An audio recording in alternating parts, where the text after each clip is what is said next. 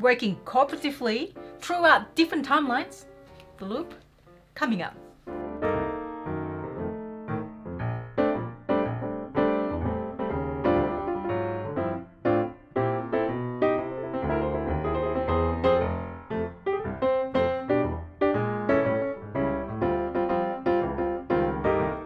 Hi, it's Tarrant. And Stella from Meeple University. Welcome to our review video. Today we are going to review The Loop, which is a cooperative game with, I'll hold my judgment till later. So I'm going to take you through the overview first, and then we're going to show you what we think of it. Yeah, so this is the setup that you've got in The Loop. This is fundamentally, it's a firefighting style cooperative game which uses a deck building engine for you to manage your fight against Dr. Foe. The evil Dr. Foe. Yes. So you've got, so it's deck building and movement around the board.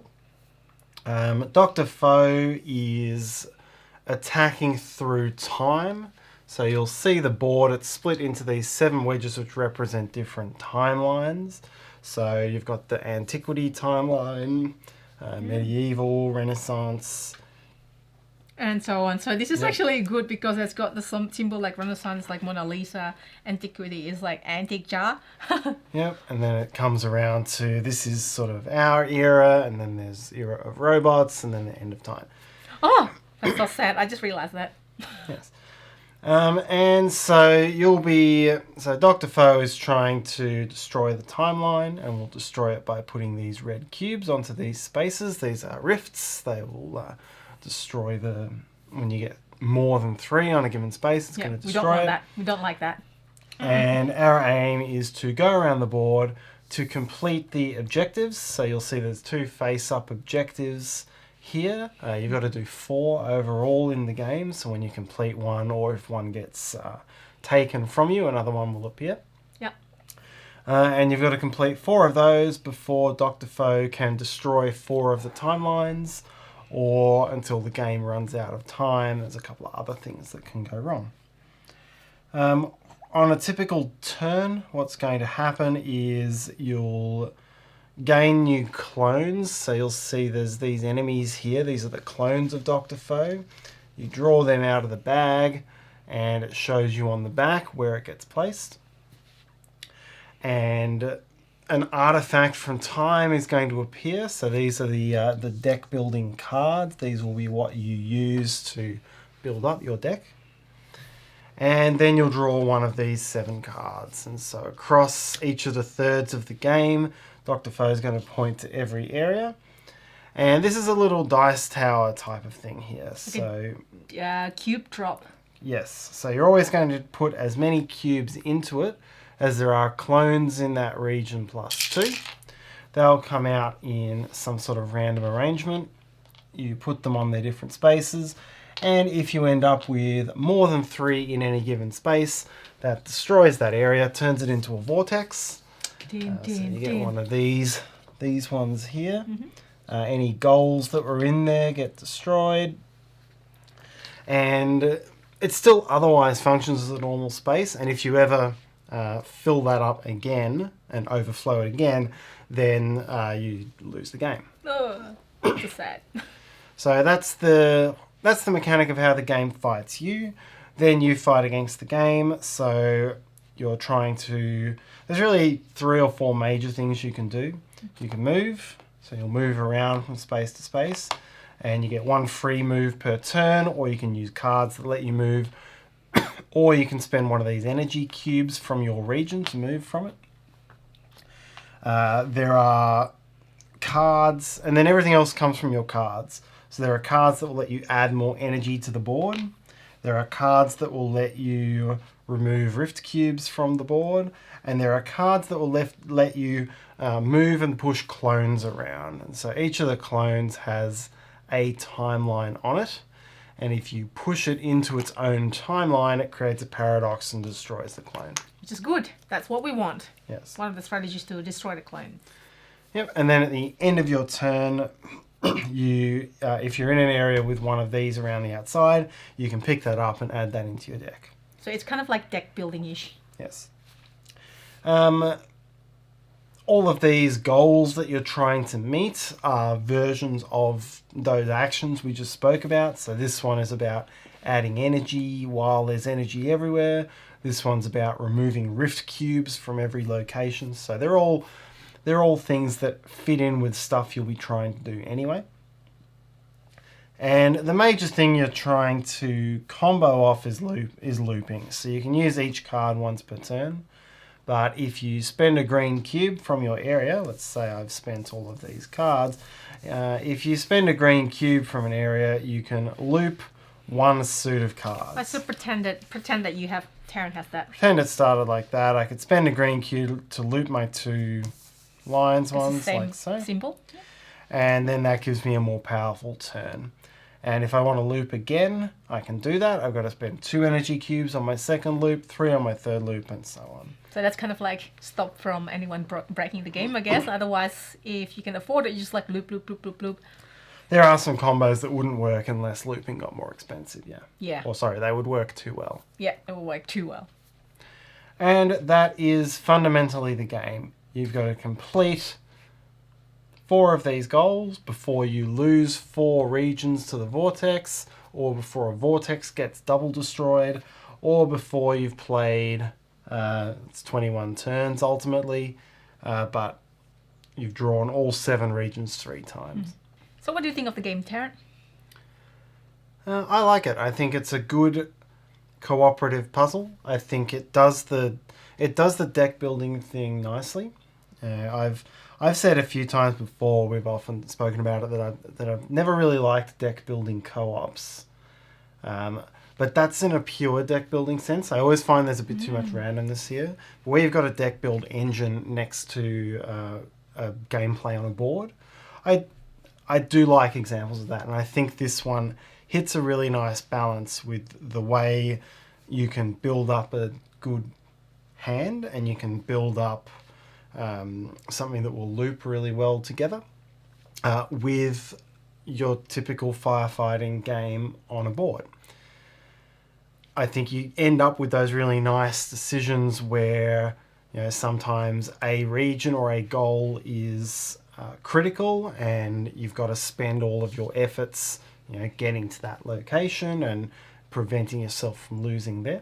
Similar to Pandemic Essence, where that can happen too, although obviously that's not deck building. Yeah. What about you? Oh, that, by the way, everybody, that is a really high praise coming from Tarrant, considering it's coming from Tarrant. Am I right? No, I think it's decent praise. He really thought when it comes to opinions. Anyways, I do like it. Well, I do like a lot of cooperative games, and my most favorite, and I do like deck building, and I think my favorite part is the looping. I think that is really clever.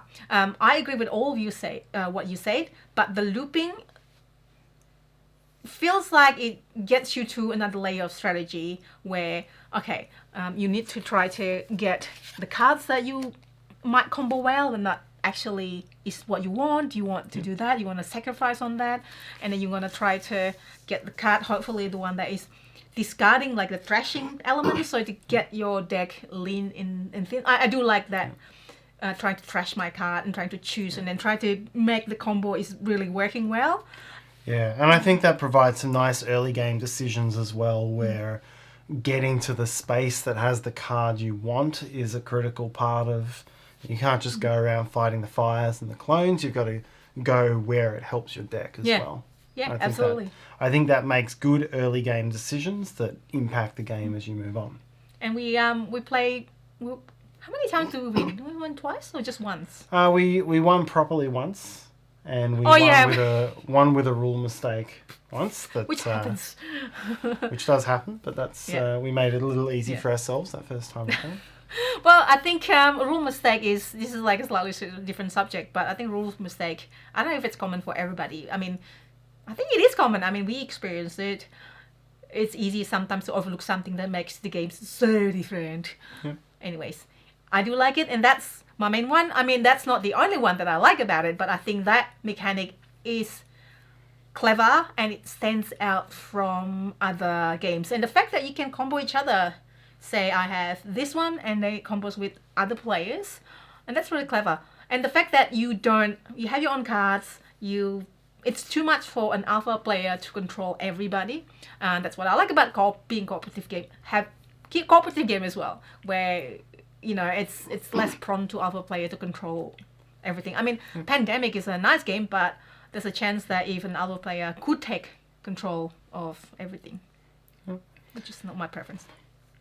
Yeah, I think for me, I think my overall characterization of this game, if you were going to do game theory in a purist view, it does have some flaws. Like, everything kind of changes turn to turn, so you can't do a lot of planning for the next turn. So, which means you kind of, you get the cards and you play whatever's dealt in front of you at that time. And it is also quite possible that you end up with a set of cards that lets you not do what needs to be done. That's actually true. Like, if you have no cards that remove rifts and the board is in a disaster situation with regard to a vortex almost over rifting, then you can end up in this situation where there's nothing you can do about it. And I think the game purists will not like that. And there were definitely times this game was quite frustrating. But it's still fun. Yeah. And I think if you play it enough times, you're going to have a game that gets burned by that. But I still think that overall this game is very fun, and it overcomes things like that. Well, that part I don't actually I don't really plan so much ahead in advance, so kind of like it's not really an issue for me. But one thing that is a little bit frustrating, but this is not the game. I think this is just me. If the right card doesn't come up from the deck, because you can see that there are a few about cards. 50 of those, I think. Like you will not, I don't think, in order to play games anyway, you will not go through all of these because you only place it at a certain point in game. Yeah. So if, there's no cards that will destroy the rift and you just don't have it in your deck. And then your slight issue is whether the card will come out from your deck or not. So whether it's come out at all in the game. Yeah. So, I don't know, maybe I'm not going to start it should be like that, it should be like this. But if there are... No. Actually, that is not really a real problem because you actually start with certain cards, like your starting cards. You start with the ability... should have that ability. Yeah, you start with the ability to do everything. Yep. In a weak way. In a weak way, yeah. But you can draw 3 cards on a turn that don't let you do what you need to at a given time. Okay, fine. Then your opinions then. There are 4 different game modes, so once you're done with the basic rules that we described, there are some ways to mix it up with stronger clones and different cards that will do different nasty things when they get drawn. So that keeps the game fresh as well. Yep. One more thing I should say. 2 more things actually. You say the game is fun. It is a fun cooperative game where it's generate a lot of discussion and then strategy and talking on the table what we're going to do. How about this one. And I like that sort of thing. And secondly is the art. Let's have a look at the cards, shall we? So this is a game about different timeline, different eras, and each card kind of belongs to a certain era. So antiquity, you can see here stone circles of Stonehenge. So it's very thematic and it's very cute. And this one, it belongs to industrial era, massive dose of radium, which is very thematic as well. Spartan shield, amazing. Hoverboard on wheels, that's reminds me of Back to the Future, but yes, hoverboard on wheels. Does that even exist yet at the moment? Yeah, those little what? It's like a Segway but with no pole and the thing pivots and people fall off it. Oh, they call that a hoverboard. Oh, I want one. Can I have one? No, you don't. Oh, why not? You'll get injured. Okay, fine. Well, not right now. I've got a broken toe anyways. Exactly. Can't make that worse. Later when I'm healed, thank you. Genie of the Lamb, that's in the... What is that? That's in the medieval era. Holy Grail. So yeah, hopefully you get the point. So there's it's very thematic items and very cute. Where's the super underwear? There's the you recognize that one from Back to the Future as well. So there's a little bit of time travel humor in here. Yeah. Here's someone with a really long multicolored scarf. This is Doctor Who. Yep, Yeah. this is the Robo Finisher, which of course is a Terminator thing. So they've built. There's some nice levity in it. And it's got this very not novelty, it's levity. Enigma machine here. So it's got this boxy cartoon style, which is very bright and very bold, but it all fits in these eras and themes really nicely. So have you played the loop? What do you think? Have you won? Have you not won? I mean, there are some cooperative games that we have not even won yet. If you have seen our live playthrough or something else, there are 2 that I can think of. But yeah, let us know what you think of it, or if you know any other games that are like this, let us know, because this is something that we enjoy and they've done well. I think a lot of the mechanics is just nothing's new. Well, it's not nothing new. Most of the mechanics not new, but that loop mechanic is really what do you call that one? Matching. Yeah, it's building set collection into your deck set collection. building. That's actually true. Well, yeah. So again, let us know what you think of it, of the game, and hopefully you can join us next time we do things like this, like review how to play my short and sweet, Stella short and sweet, live playthrough every weekend, and normal playthrough, pre-recorded, and so on. So if you enjoy this, it will be really helpful to us if you can please hit that like button and subscribe to us. You can also hit the meeple in the corner there somewhere popping up, and hit the bell so you get notification when we have new videos. I am also on Instagram, so hopefully we can find each other there, and hopefully we'll see you next time. Bye!